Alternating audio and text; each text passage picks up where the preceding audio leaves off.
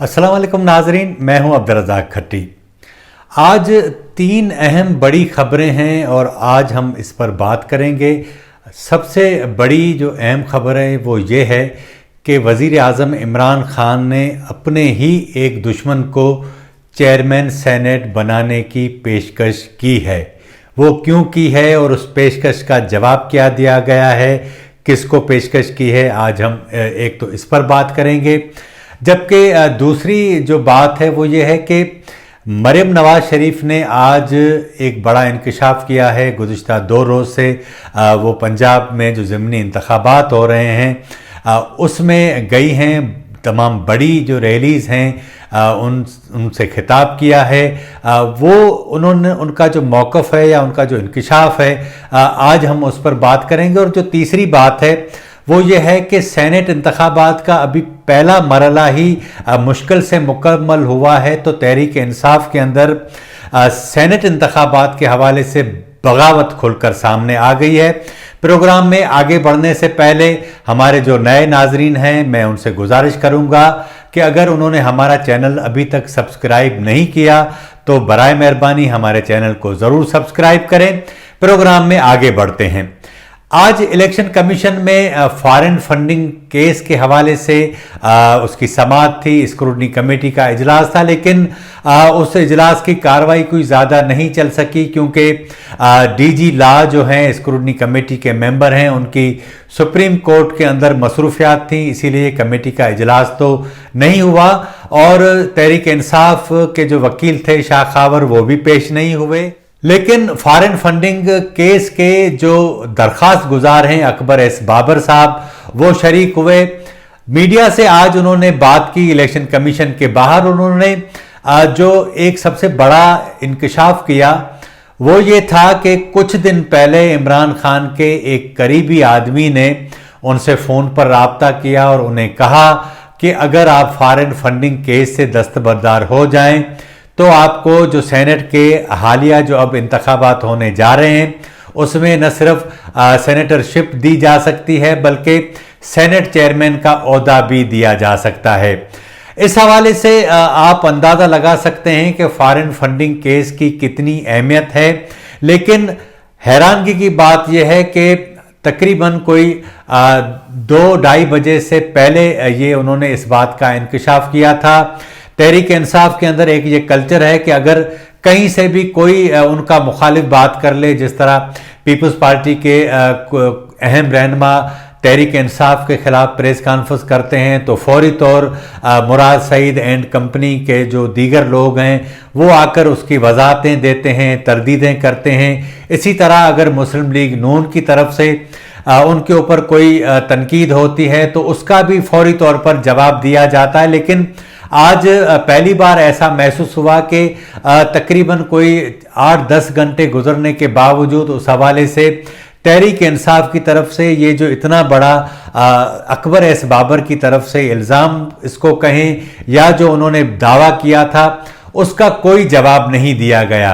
Akbar S Babar ने आज एक और भी सवाल उठाया। मैंने जब उनसे पूछा कि आप कह रहे हैं कि स्क्रूटनी कमेटी जो है वो हमें दस्तावेजात नहीं देती जो तहरीक इंसाफ की जानिब से कमेटी के सामने रखे जाते हैं। हालांकि पिछली बार जब आपकी जानिब से ये दावा किया गया था कि स्क्रूटनी कमेटी के लोग वॉकआउट करके चले गए हैं तो उसी शाम इलेक्शन कमीशन ने एक प्रेस रिलीज जारी की जिसमें उन्होंने इस बात का दावा किया था कि ये जो स्क्रूटनी कमेटी है बुनियादी तौर पर इसका जो स्टेटस है वो जेआईटी का है और जेआईटी के अंदर जो जो चीज़ें पेश होती हैं वो बाहर नहीं लाई जाती। इसीलिए इलेक्शन कमीशन ने ये मौक़िफ़ अख्तियार किया था कि जब ये कमेटी अपना काम कर लेगी, जो तमाम सिफारिशात दे देगी, तो उसके बाद इलेक्शन कमीशन जब इस केस की हेयरिंग करेगा तो वो ओपन होगी। उस पर अकबर एस बाबर का कहना था कि अगर जेआईटी है तो 2018 में जब हमने ये केस दायर किया था इलेक्शन कमीशन में तब उन्होंने इसका स्टेटस जेआईटी नहीं रखा था और उसमें रोज़ाना जब जब इसकी जो है वो केस की समाअत होती है तो उसकी ऑर्डर शीट बनती है। उन्होंने इलेक्शन कमीशन के इस दावे को भी मुस्तरद कर दिया था।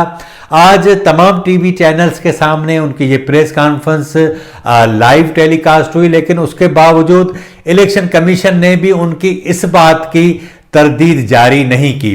अब आते हैं मरीम नवाज शरीफ की तरफ।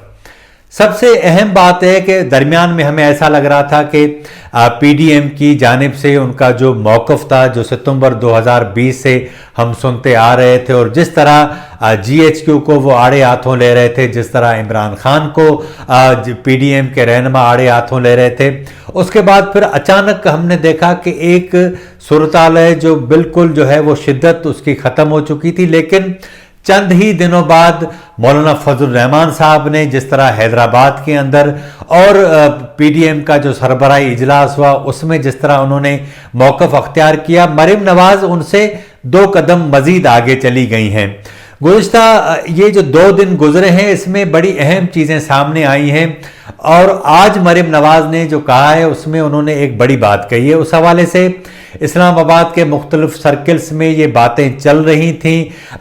मैंने भी कोशिश की कि गुज़िश्ता प्रोग्रामों में आपसे इस हवाले से इशारों कनाइयों में बात भी की, लेकिन आज मरीम नवाज शरीफ ने ये बात खोल कर रख दी और उन्होंने 2-3 बड़े अहम इंकशाफात किए हैं। उन्होंने ये कहा है कि मुझे कहा जा रहा है कि मरीम नवाज बाहर चली जाए और मुल्क से बाहर चली जाए, तो मुमकिन है कि अगर उनको ये कहा गया है तो उनके इस दावे के पीछे जो राज है वो ये कि अगर मरीम नवाज मुल्क से बाहर चली जाती हैं तो जाहिर है कि पंजाब में नून लीग को जिस तरह उन्होंने जिस नए नैरेटिव के साथ मुतहरक किया है, वो नून लीग के अंदर से वो जज्बा मरीम नवाज के बाहर जाने से ख़त्म हो जाएगा। तो मरीम नवाज शरीफ का ये कहना था कि कुछ भी हो जाए मैं बाहर नहीं जाऊंगी, एक बात।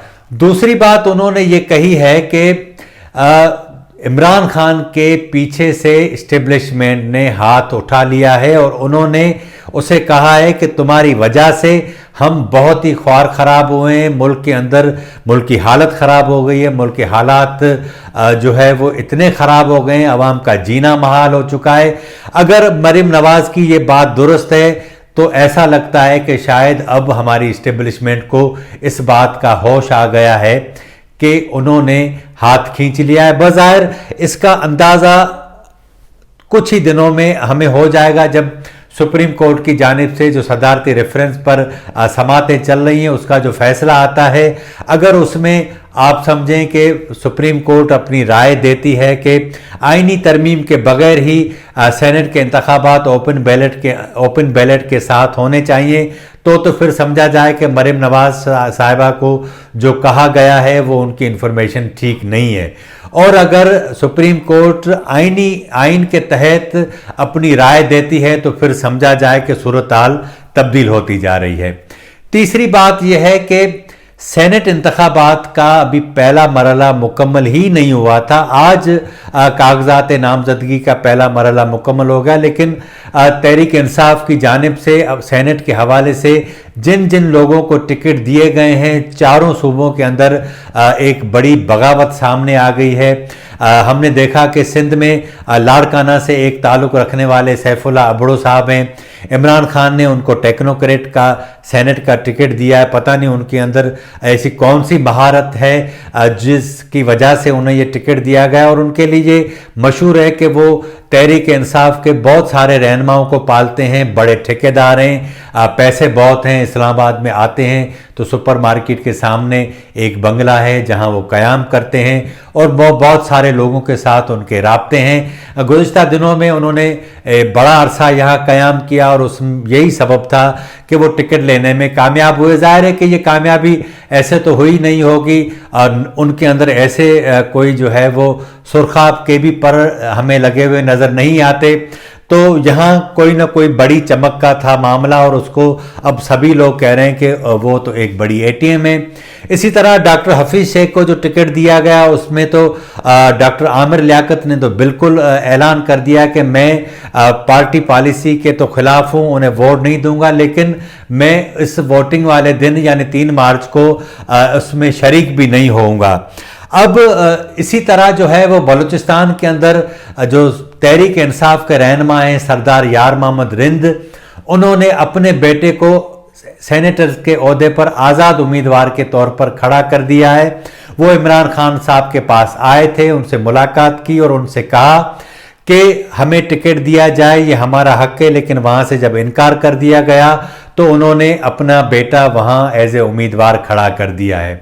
سندھ کی صورتحال آپ کے سامنے ہے۔ پنجاب میں ہم دیکھ رہے ہیں جس طرح جو ٹکٹ بانٹے گئے ہیں، سیف اللہ نیازی کو ٹکٹ دیا گیا ہے اور اسی طرح دوسرے لوگوں کو جو ٹکٹ دیا گیا اس پہ پنجاب کے اندر شدید جو ایم پی ایز ہیں ان کے تحفظات ہیں۔ قومی اسمبلی میں جتنے ارکان ہیں ان میں 20 سے 22 لوگ تو ایسے ہیں کہ کسی صورت ان کو ووٹ نہیں دیں گے۔ اب تحریک انصاف کے پاس صرف ایک ہی موقع ہے یا ان کو بچانے کا، خود کو بچانے کا ایک ہی راستہ ہے کہ سپریم کورٹ اگر اوپن بیلٹ کے حوالے سے کوئی فیصلہ دیتی ہے تو ممکن ہے کہ سینٹ کے انتخابات میں انہیں کوئی کامیابی حاصل ہو۔ اگر وہی مروج جو طریقہ ہے وہی برقرار رہا اور سپریم کورٹ نے کہا کہ جائیں اور آئین میں ترمیم کریں تو آپ سمجھیں کہ یہ جو صورتحال ہے وہ بالکل تبدیل ہو جائے گی۔ اگر یوسف رضا گیلانی صاحب یہاں جیت جاتے ہیں جنرل نشست پر اور دیگر صوبوں میں تحریک انصاف کو نقصان ہوتا ہے تو سمجھیں کہ الٹی گنتی شروع ہو گئی ہے۔ آج کے پروگرام میں اتنا ہی۔ اگر آپ کو ہمارا پروگرام اچھا لگا ہو تو ہمارے چینل کو ضرور سبسکرائب کریں، لائک کریں، شیئر کریں اور اپنی رائے کا اظہار ضرور کریں تاکہ آنے والے دنوں میں ہم اپنے اس پروگرام کو مزید بہتر بنا سکیں۔ مجھے اجازت دیجیے، اللہ حافظ۔